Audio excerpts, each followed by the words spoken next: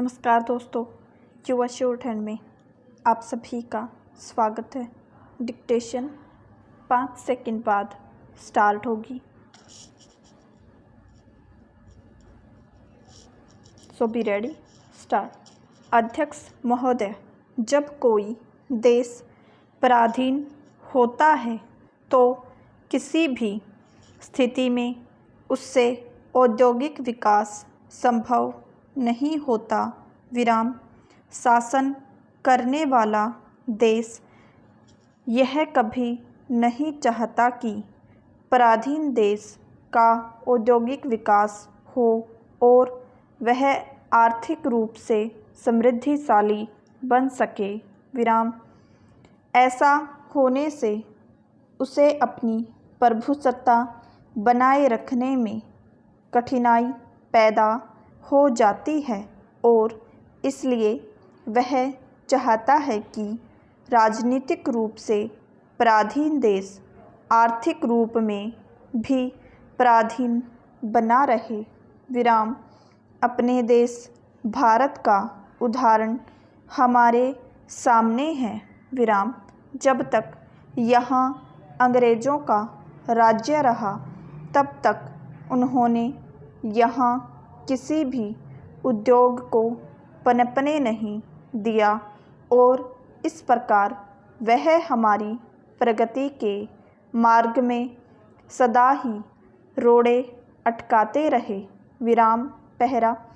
अभी हाल ही में कुछ आंकड़े प्राप्त हुए हैं जिनसे ज्ञात होता है कि भारत ही नहीं, एशिया में कुछ और देश भी ऐसे हैं जिन्होंने स्वाधीनता प्राप्ति के बाद भारी औद्योगिक प्रगति की है। विराम। कोरिया भी एक ऐसा ही देश है जिसे भारत से कुछ ही वर्ष पहले आज़ादी मिली थी। विराम।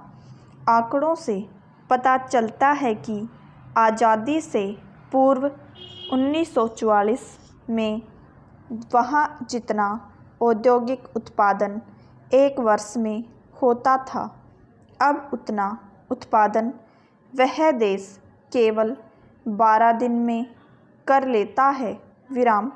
भारत की तरह ही यहाँ पर सामाजिक औद्योगिकरण की राह पर चलते हुए बड़े उद्योगों को केंद्र के नियंत्रण में रखा गया और मध्यम श्रेणी तथा छोटे उद्योगों को स्थानीय उद्योग बना दिया गया।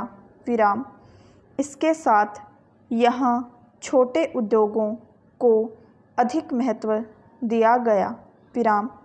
आज यहाँ के छोटे उद्योगों में विभिन्न प्रकार का उत्पादन हो रहा है।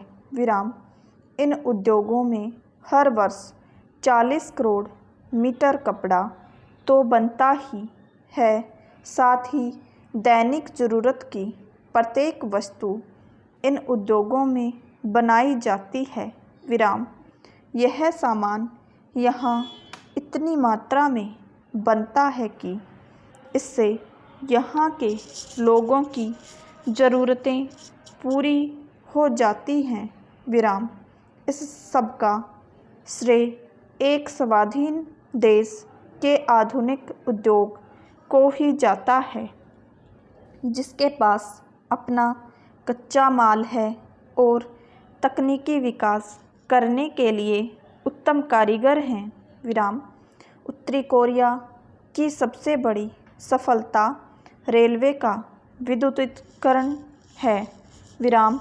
रेलवे विद्युतीकरण का सबसे बड़ा लाभ यह होता है कि उस देश की यातायात में शीघ्रता आती है, जिसके फलस्वरूप देश के उत्पादन को एक स्थान से दूसरे स्थान पर शीघ्रता से पहुंचाया जा सकता है और कच्चे माल की कमी नहीं रहती। विराम। इसके साथ साथ लोगों को यात्रा करने में भी सुविधा होती है तथा वे एक स्थान से दूसरे स्थान पर जल्दी पहुंच जाते हैं। विराम। मेरे विचार में भारत सरकार को भी कोरिया की भांति रेलवे के विद्युतीकरण पर अधिक ध्यान देना चाहिए। विराम।